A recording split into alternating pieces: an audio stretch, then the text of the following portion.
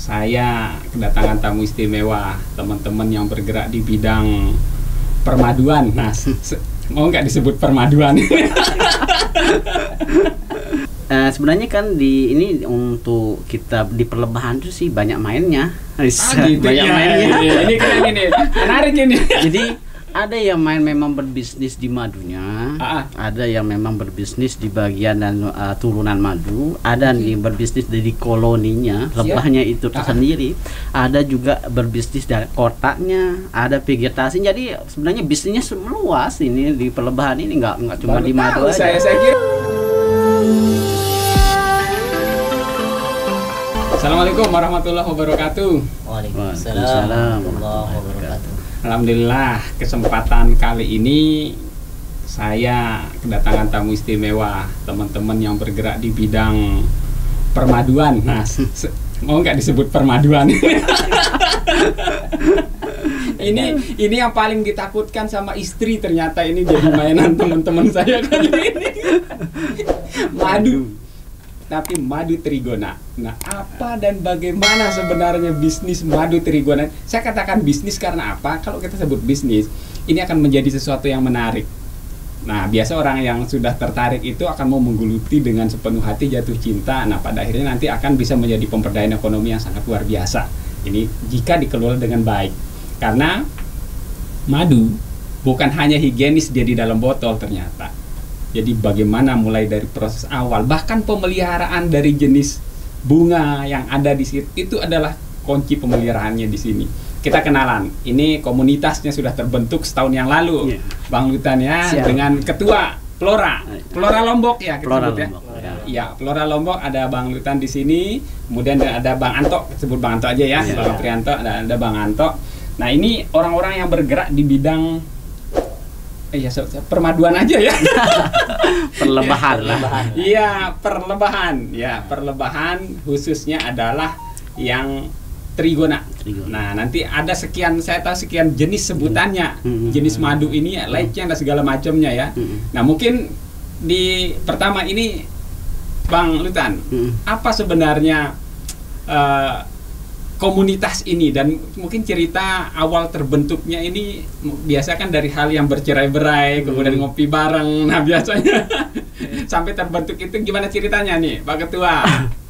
Jadi Flora ini sebenarnya hadir dari aspirasi semua kan teman-teman peternak yang ada di Lombok ini kan, gimana sih caranya kita punya wadah sendiri, gimana supaya ilmu-ilmu yang telah ada ini bisa kita salurkan bersama. Akhirnya pada satu saat, nah ini saya sengaja buat kejadian lah, agenda sebenarnya agenda nggak terencana, agenda setting ini ya, settingan sebenarnya ini. Jadi pada saat itu kebetulan Bang Aprianto itu dia ulang tahun. Jadi saya chat ya ulang tahun ini, ayo kapan makannya ini, saya bilang. Nah, kebetulan akhirnya dibuatlah agenda waktu itu untuk buka bersama. Buka bersama. Pas Ramadan lagi tuh. Jadi akhirnya setelah buka bersama, kumpul-kumpul, kita memang ada agenda sedikit lah di sana itu.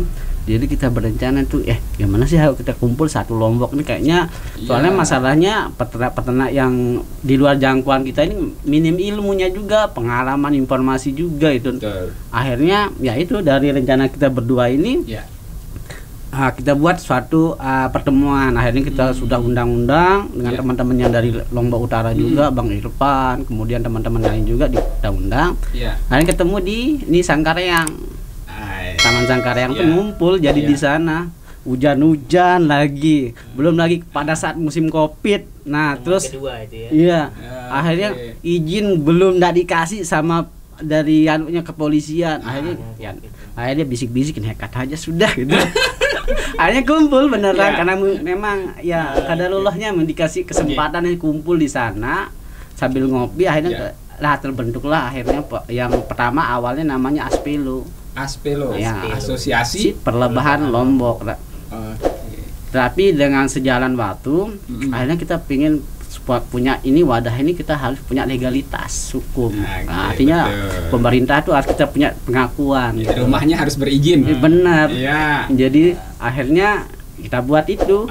Setelah sejalan itu akhirnya Aspelo nggak kena di anunya, di administrasinya di kementerian. Akhirnya harus dirubah nama itu. Akhirnya kita rubah jadinya Pelora, Perlebahan Lombok Raya. Perlebahan Lombok Raya. Ya, akhirnya bukan Pelora ini bukan menangani cuma Trigona aja, jadi lebah, seluruh lebah itu masuk. Oh gitu, saya kira tadi awalnya adalah hanya Trigona. Bukan. Tapi semua jenis madu, semua jenis lebah ya. Lebah ya. Jadi Mellifera, Dorsata, Serana, Trigona itu masuk semua jadinya. Luar biasa nih, Bang Anto.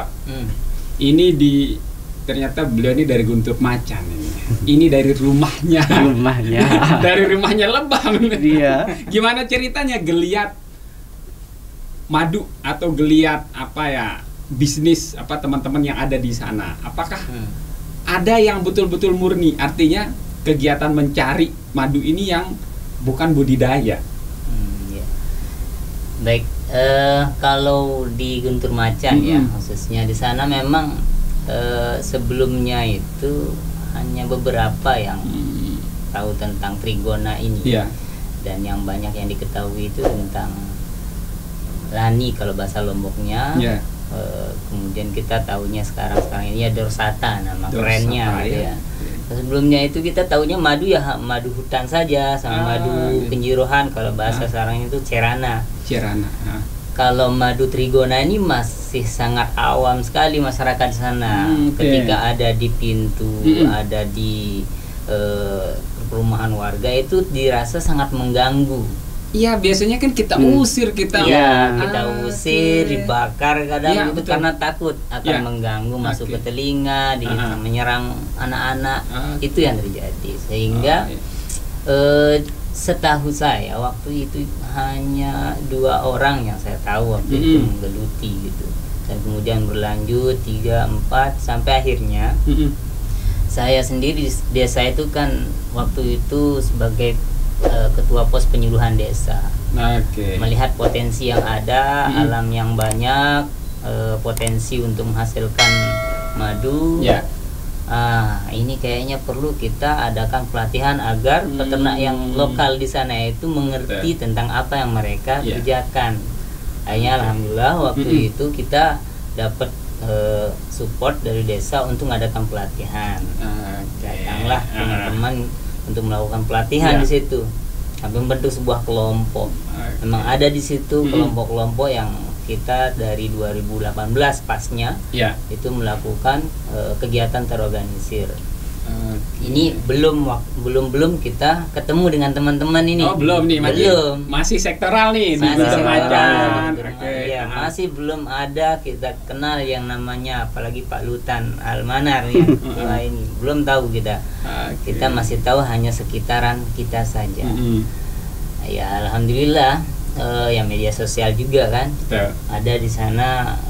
Kita cari-cari informasi, kita posting kegiatan perlebahan. Nggak ngerti juga dulu bagaimana Pak Ketua bisa kenal saya ya. Mau cerita nih ya. The power of medsos atau apa ini? Enggak, sebenarnya kalau saya dulu, saya ngawasin dulu, ngelihat Facebook itu saya ngawasin nih orang-orang yang mana sih yang punya barang antik lah. Artinya orang yang punya kemampuan, kelebihan dan punya lebah yang beda gitu kan. Memang pada saat itu jenis Itama, Trigona Itama ini yang paling sulit didapat. Karena memang kalau waktu itu di Lombok cuman yang punya itu cuman 3 orang. Jadi saya pantau, ini punya 3 orang, ini harus saya deketin, harus saya punya teman seperti ini orang, artinya dia punya wawasan, ilmu, artinya kita bisa berbagi. Pantaunya di medsos? Iya, di medsos. Jadi kenalnya dulu sama misalnya pada saat itu namanya Arfan Maulana. Nah itu dapatnya Itama. Entah dapatnya gimana, orang ini di pohon di pohon mayure itu dia dapat berburu. Tapi secara akal saya nggak mungkin, karena jenis ini dari dia dari Sumatera, Kalimantan sama Jawa, nggak mungkin bisa di mayure. Di sini. Iya, kemungkinan dia berenang ke mayure atau apa nggak tahu juga gitu kan. Akhirnya itulah kemudian saya kenal sama dia. Itu kemudian saya ngeliat, oh ini orangnya visinya sama, sejalan sama saya gitu, untuk memajukan perlebahan yang ada di Lombok. Ya, dari itu udah mulai kenal sama beliau. Keren ini, the power of medsos. Jadi media sosial memang kalau kita gunakan itu hal-hal kebaikan, ternyata seperti ini. Jadi kebermanfaatannya sangat luar biasa nih. Jadi ayo yang muda-muda nih, jangan hanya sebagai user hanya menikmati goyangan yang ada di medsos, tapi manfaatkan untuk mencari sahabat terbaik dan juga bisa memiliki potensi ekonomi yang luar biasa. Oke, nah berikutnya ini kan wadahnya Selombok nih. Perlebahan Lombok Raya. Artinya bahkan semua jenis ya, semua jenis lebah, semua jenis madu bisa. Nah, bagaimana sebenarnya ini kan mengumpulkan banyak visi orang ini, misalnya dari Lombok Timur, Lombok Tengah, dan lain-lainnya itu. Apakah ada kesulitan di tahap awal untuk berkomunikasi dengan teman-teman yang ada di kabupaten lain? Gimana ya? Saya ngelihatnya itu begini, kemarin saya langsung tergerak hati itu untuk berkumpul, bukan karena saya melihat siapa dan siapa, tapi karena ini adalah tentang lebah itu.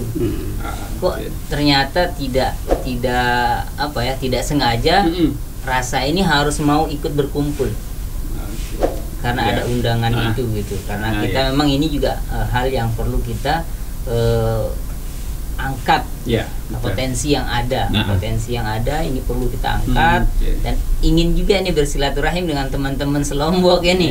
Gimana ini pengalaman mereka, bagaimana cara-cara mereka melakukan kegiatan budidaya, kan kita perlu sharing juga. Akhirnya ya Bismillah kita ketemu, diundang di Sangkareang, baik dari Lombok Timur luar biasa, hujan-hujan datang dari sepotong ujung sana juga datang.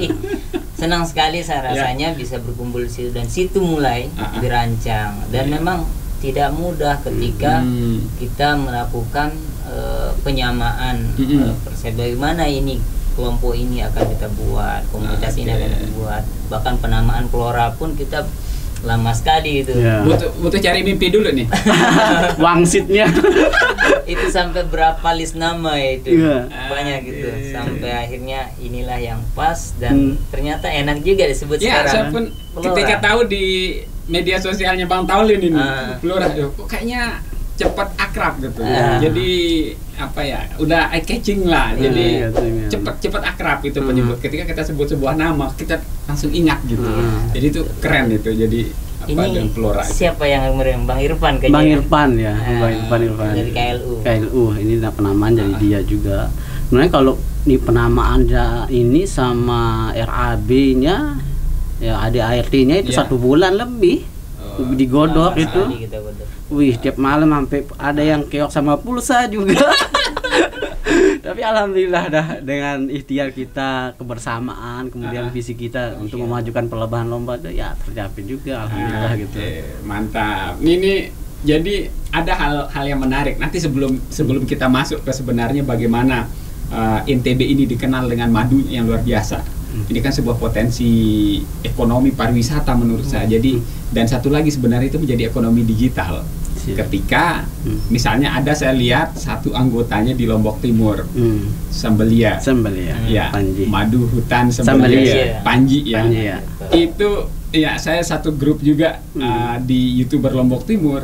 Itu ternyata sangat luar biasa. Geliat, dan memang hal-hal negatif yang didapatkan sama Panji itu menurut saya, karena dia pernah bercerita gini, ketika mengupload sebuah video berburu madu itu, jadi banyak yang melihat dengan sisi berbeda. Anda ini mengusir dari rumah orang, dari rumah. Nah, ternyata banyak juga orang yang skeptis di sini. Artinya banyak orang yang nggak suka. Nah, kalau ini bermental YouTuber, saya bilang YouTuber kalau baper nggak bakalan jadi. Mutu. Iya. Jadi saya bilang YouTuber itu maksimalkan potensi yang ada. Diri kita adalah konten. Diri kita adalah konten. Itu kuncinya. Diri kita adalah konten. Kemudian kedua, jangan baper. Ini benar. Kemudian ketiga ya konsisten isi maupun konsisten nguploadnya. Benar. Nah, ini sangat luar biasa. Jadi saya melihatnya bahwa teman-teman komunitas ini sangat luar biasa. Pergerakan walaupun di bidang media sosial, artinya ada edukasi kan, ada edukasi yang diberikan gitu. Pastinya. Ya, jadi bagaimana sebenarnya Bang Dutan ini kita melihat potensi ekonomi? Pasti sudah punya hitung-hitungan semua nih kalau saya berbicara omset. Nah, boleh nggak dibuka dapurnya? Kira-kira, saya punya sekian kotak nih. Kira-kira sebulan atau seminggu dapat berapa nih penghasilan gitu? Oh gitu ya. Kalau sebenarnya kan di ini untuk kita di perlebahan itu sih banyak mainnya. Gitu, banyak mainnya. Ini keren ini, menarik ini. Jadi ada yang main memang berbisnis di madunya, ada yang memang berbisnis di bagian dan turunan madu, ada yang berbisnis dari koloninya, lebahnya itu tersendiri, ada juga berbisnis dari kotaknya, ada vegetasi. Jadi sebenarnya bisnisnya luas ini di perlebahan ini, nggak cuma di madu aja. Saya kira ini cuma ngambil madunya aja urusannya. Ya, jadi kalau ngambil madu itu bisa diserahkan sama perempuan lah, biar aja gitu. Agar tidak ada sesuatu yang terjadi. Ya, libatkan gitu kan. Jadi pengalaman itu karena memang di Flora itu makanya kita menggerakkan semua lini itu bidang itu supaya bisa dimanfaatkan. Jangan ya seperti saya bukan ngomongin apa ya, memang masih tradisional yang belum terjamah ini seperti kayak Bang ya. Itu masih menggunakan madu. Kalau udah madu panen, madu udah selesai, nggak ada lagi yang bisa dikelola. Tapi sebenarnya banyak hal yang bisa dikelola. Tapi sekarang tuh udah mulai. Sekarang sudah bisnis tren vegetasi. Sebenarnya ini apa proklamatornya untuk vegetasi sebenarnya beliau. Ya, jadi untuk vegetasi yang inden dia beliau. Ini bisa cerita nih gimana nih dombenya yang dari harga 500 bisa sampai 5 juta itu bagaimana ini ceritanya nih. Wah, iya. Aslinya 5 juta tuh Bang. Luar biasa nih Bang Anto. Langsung dibuka nih, ini mantannya langsung dodong nih. Ditodong gimana Bang Anto? Iya, kalau yang memang banyak ya usaha turunan, termasuk saya sendiri dalam menggeluti budidaya trigona. Yang mengawali usaha trigona kan memang dari dasar sekali. 2018 pelatihan, 2019 masih belum mulai, tapi saya baru dikasih 2 koloni waktu itu. Dua koloni. Koloni itu kotak atau apa? Kalau kita bahasakan ini ori dari bambu. Koloni sebenarnya baik dia kotak maupun bambu di kayu, yang penting satu koloni, lebah, ratu, semua isinya itu satu koloni dari kita basahkan. Saya dikasih sama kakak 2 dari sarang bambu, dan itu saya pecah sampai akhirnya di akhir 2019 itu mulai berubah menjadi stup, dan kemudian total di akhir 2019 itu 20 stup, 20 kotak dari 2 bambu itu. Berapa bulan itu? Ya itu 1 tahun itu. 1 tahun? Ya, 1 tahun lebih lah. Itu awal-awal 2020. Ya. Dan di situ saya mulai. Bagaimana caranya? Saya melihat ternyata kondisi sekitar saya ini kalau 20 koloni sekarang tidak mungkin akan mampu memenuhi kebutuhan atau mendapatkan nilai bisnis, itu nggak akan dapat 20 stup itu. Saya melihat saya harus punya lebih banyak lagi, karena hitung-hitungan saya untuk menjadikan bisnis trigona dalam hal ini madu misalnya sebagai pendapatan yang layak lah untuk kita rumah tangga, minimal kita punya 200. Minimal 200. Ya, hitung-hitungan saya. Koloni itu ya. Karena kalau dengan 200 stup dengan estimasi panennya itu misal 20 kotak per bulan, maka kita estimasikan saja 20 kotak itu 5 liter dapatnya per bulan. 5 liter ya. Dengan rotasi 1 kotak itu akan dipanen sekali setahun. Ya. Ini minimal 250 mili per kotak. Sehingga perhitungannya tadi kalau 20 kotak itu bisa 5 liter. Minimal saja kita jual 300.000 misal per liter, maka 1.500.000 per bulan kita akan dapatkan dari madunya saja ini, Bu. Ini baru dari satu sisi madu. Nah, itu saya punya rancangan seperti itu. Dari situlah saya berpikir bagaimana caranya lingkungan sekitar saya ini harus saya tata ini. Tambah vegetasinya, pakannya nggak cukup untuk memenuhi 200 koloni ini. Sehingga dari situlah saya mulai berani nih mendatangkan vegetasi dari luar yang kelihatannya wow, ini nektarnya melimpah sekali. Jenisnya itu bunga dombeya. itu 500.000 saya siap datangkan, dan alhamdulillah dari situ saya kembangkan lagi. Itu nggak mudah juga waktu awal-awal itu, stres total sampai sini itu. Dari yang tadinya 1 meter pesanan kita itu sampai sini cuman bisa 1 jengkal jadinya, karena apa, busuk loh dalam perjalanan. Iya. Oh iya. Ya jadi kan agak nggak semudah itu waktu itu gitu. Betul. Kalau sekarang gampang sekali saya lihat ngirim dari luar, wih mudah gitu, langsung dapat yang segar-segar gitu. Kalau dulu tuh saya entah karena packing segala macam yang belum pas, sehingga akhirnya cuma 1 jengkal. Nah dari situ bercabang di Cangko, pelanggan pertama saya Bang Almanar. Jadi pelanggan pertama yang dari sini. Memang kita benar-benar mengamati betul ini apa yang memajukan perubahan ini, kita harus benar-benar perjuangkan gitu. Vegetasi apa yang paling unggul waktu itu. Akhirnya dombe yang kelihatan, maka dombe itu kita serang gitu. Akhirnya Masya Allah pelanggan pertama dengan harga. Jadi observasi kan, itu udah lama kan observasi. Oh ini karena memang kita nggak sembarang juga kan vegetasi ini, karena memang kita di kita ini paling tidak kita yang memberikan orang apa pendidikan, sharing pengalaman juga. Jadi harus yang terbaik itu yang vegetasinya. Betul. Wah, sangat keren nih, luar biasa ini. Saya ini baru tahu ini, kita ini baru membahas satu bagian ya. Hanya baru madunya ini. Nah, belum lagi yang lain-lain. Oke, sambil kita ngopi. Silakan, santai sambil kita ngopi dulu. Kita lanjutkan.